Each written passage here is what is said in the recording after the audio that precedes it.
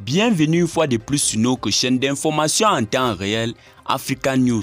Nous vous remercions d'être de plus en plus nombreux à nous suivre. Si vous êtes nouveau, abonnez-vous aussi et activez la cloche de notification pour ne plus manquer nos prochaines publications. On commence. Attaque terroriste au Burkina Faso. Plus de 136 personnes tuées entre le 2 et le 15 juin 2022. Le début du mois de juin 2022 est très sanglant pour le Burkina Faso. Sur 12 attaques terroristes différentes recensées au cours de la première quinzaine du mois de juin 2022, entre le 1er et le 15 juin 2022, on a dénombré 136 personnes tuées. Dans le lot, on compte 22 forces de défense et de sécurité FDS tuées et 16 volontaires pour la défense de la patrie VDP. Ces chiffres ne sont pas exhaustifs, mais ils constituent un indicateur de la gravité de la situation. Par exemple, le nombre de victimes civiles annoncé par le gouvernement est remis en cause par d'autres sources. Alors que le gouvernement table sur 86 morts à Saïtenga, d'autres sources avancent plus de 150 personnes civiles massacrées le même jour. Ces attaques engendrent le déplacement massif des populations. Selon les statistiques du gouvernement, plus de 14 256 personnes de Saïtenga ont rejoint la ville de Dori. Après la double attaque de la gendarmerie et de la ville, les populations de Parma, dans l'est du Burkina Faso, ont reçu un ultimatum de 10 jours pour quitter la ville la semaine passée. Plusieurs centaines de personnes ont déjà quitté Parma entre le 14 et le 15 juin.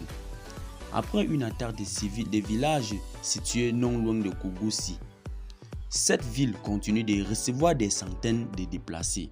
Le 15 juin, les terroristes ont sonné les habitants du village situé à périphérie de Kaya de quitter les lieux.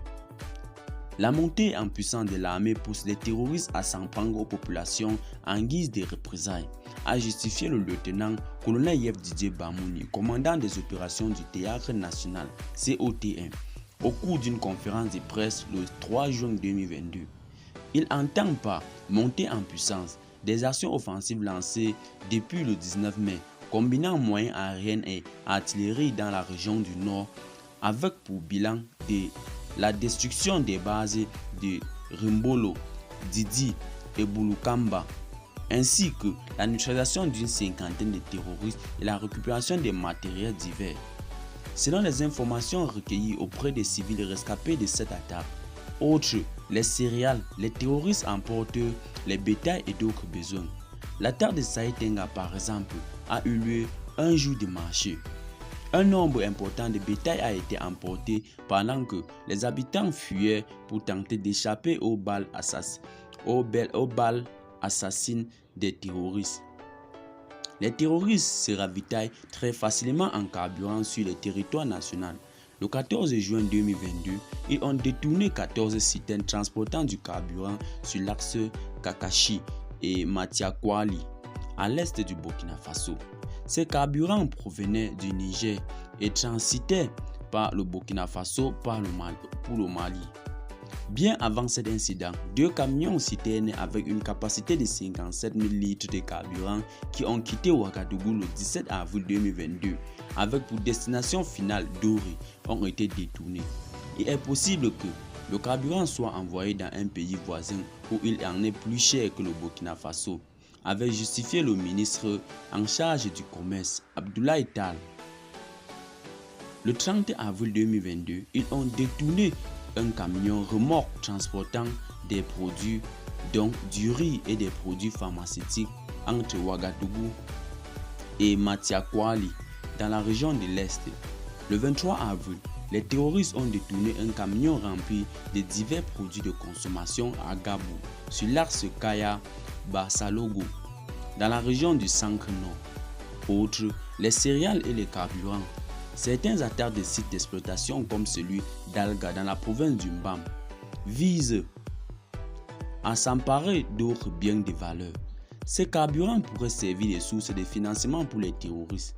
C'est dit que la lutte contre le terrorisme doit expliquer impérativement le volet lutte contre le financement du terrorisme pour plus d'efficacité.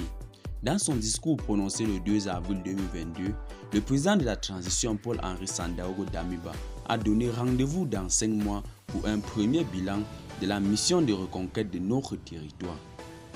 Eh bien les amis, c'est tout pour cette petite note d'information. Laissez-nous vos impressions en commentaire, notamment si vous avez bien suivi l'information. Abonnez-vous à la chaîne et activez la cloche de notification pour rester à la une des informations. Bye bye.